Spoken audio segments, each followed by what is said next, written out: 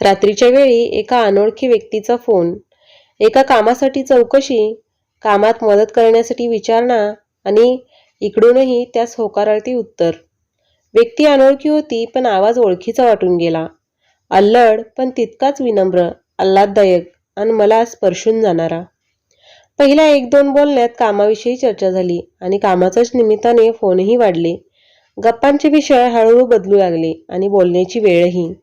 मिनिटांचे तास झाले आणि दोघांनीही केव्हा एकमेकांच्या आयुष्यात प्रवेश केला कळूनही गेले नाही. या बोलण्याला विषयाची कमी नाही कधी. वेळेचं बंधन नाही की जगाची फिकीर नाही. आवडीनिवडी, आशा आकांक्षा, छंद सगळेच जुळत होतं. हळूहळू या गोष्टी कळायला लागल्या आणि एकमेकांशी असलेले नाते अधिकच घट्ट होत गेले. कानावर येणाऱ्या प्रत्येक वाक्यानिशी या व्यक्तीशी आपला काय संबंध असावा हे कोडे अजूनच विस्तारत जात. अशी व्यक्ती जिच्याविषयी काहीच माहीत नाही, ना चेहरा ना रंगरूप. त्या सगळ्याची गरजही वाटली नाही. मनाचे नाते आता इतके पुढे गेले होते की या बाह्य गोष्टी दुय्यम वाटू लागल्या होत्या.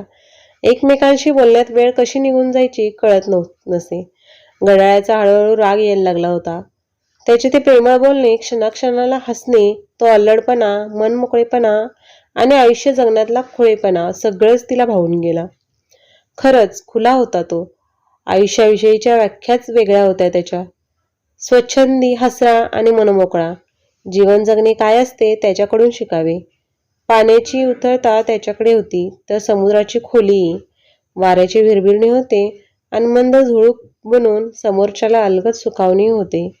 पर्वताची विशालताही होती आणि झऱ्याची निखळताही. या सगळ्याने ती भारावून गेली होती. तिला भावणारा प्रत्येक गुण त्याच्यात होता. ती तशी शांतच. अल्लडपणा अंगी होता पण कसले तरी पांघरून ओढून. पण त्याने ते हेरले होते. त्याच्यापेक्षा लहान होती तशी, पण किती हे तिलाही माहीत नाही.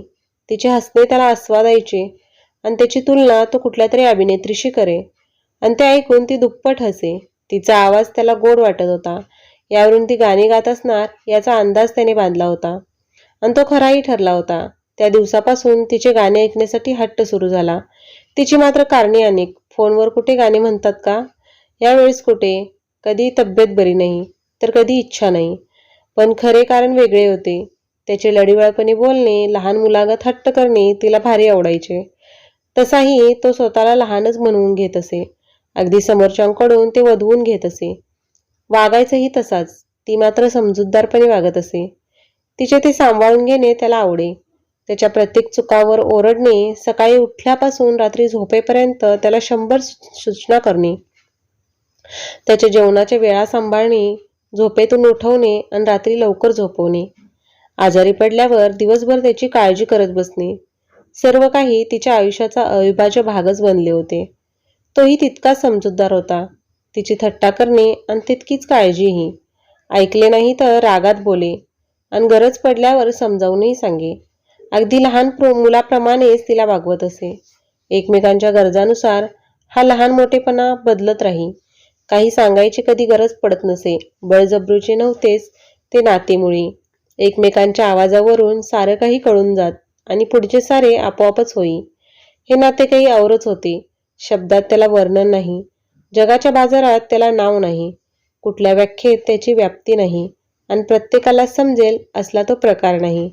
ते फक्त त्या दोघांना ठाऊक होते आणि हळूहळू उलगडतही होते. उर्वरित कथा पुढच्या भागात पाहू. कथा आवडल्यास चॅनलला सबस्क्राईब करा.